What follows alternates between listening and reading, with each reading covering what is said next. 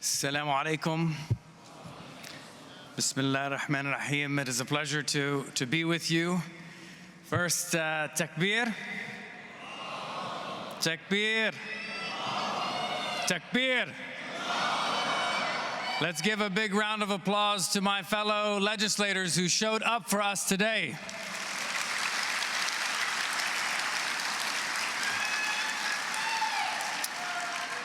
Alhamdulillah, 10 years ago, I had the honor of being elected as the first Muslim in Virginia, but I was elected in the Bible Belt of Virginia. I'm 3 hours west of here in the foothills of Appalachia. And I would go into my churches and I would talk about two stories. One, there's a story in the Bible about Peter washing the feet of his disciples, Peter watching Jesus, Isa Salana USA, washing the feet of his disciples, but he was uneasy about that. And that was a lesson in humility. And I would talk about a second story about growing up on free lunch, having to rush through the lunch line because I was so embarrassed by my little free lunch card. And so as a Muslim coming into these churches, people felt a connection. They gave us an opportunity. SubhanAllah, what are we judged by? Not by our deeds, but by our niyyah, by our intention. And they didn't know what to make of this Palestinian Muslim coming into their churches, but they gave us an opportunity to serve. Alhamdulillah, our intention has guided us, and they gave me an opportunity through an election. And when I look back, I say, where did this come from? I grew up in a corner store, and no matter who came through the corner store, black, white, rich, poor, we learned to relate to people no matter where they came from. And that allowed us the opportunity to build relationships and to be able to serve in the most unlikely of places.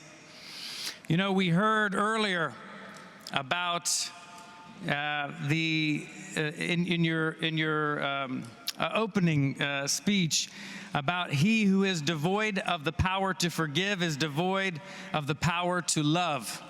So I was driving here on I-95, and I was about an hour away, and somebody just now rear-ended me.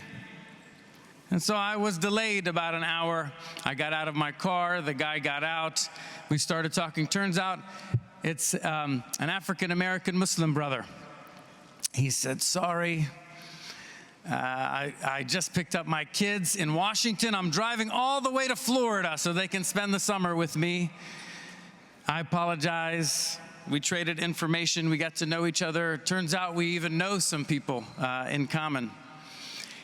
And my heart, let me tell you how heavy it is with our brothers and sisters who are being affected by this genocide in Gaza. Seeing this man with his 3 young children, they were 10, 8, and 6, sitting there mortified after 20 minutes of being in the car. Our heart just goes out to anyone who is suffering, who is going through. SubhanAllah, we were so anxious to forgive and forget and move on. We traded information. I had a few little gifts in my car I gave to his kids. We search for a way to forgive. We search for a way forward. This is a difficult time, though. It is very hard, because what is perverse about this moment in history, we've never had anything like it, where we're watching a genocide play out minute by minute in front of our eyes, and at the same time, as Americans, we are funding it. But yet we are called as Muslimin, somehow, subhanAllah, to be able to forgive and move forward. I will tell you what I have been pleased by, the silver lining in all of this. We have seen so many of our friends, our allies stand up, but in particular, those friends from our Jewish community who have stood up and said, not in our name. Takbir. They have said this genocide does not represent our faith. They have said that we will stand on the right side of history, just as the Jewish community has done in every single civil rights movement in this country's history. And there is a clear delineation between the perverse nature that has enabled this genocide, the Zionism that enables that to happen, and the beautiful teachings within Judaism. And alhamdulillah, we have grown closer with our brothers and sisters in so many ways. What are we called to do?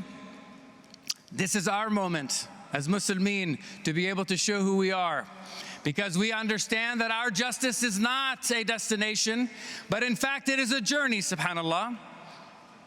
So how will we react? Will we react with the courage of Josh Paul, being able to stand up against this administration, saying we no longer will stand idly by and fund a genocide? And we as a community, I know you will hear it, but we give you a big round of applause for your courage, sir.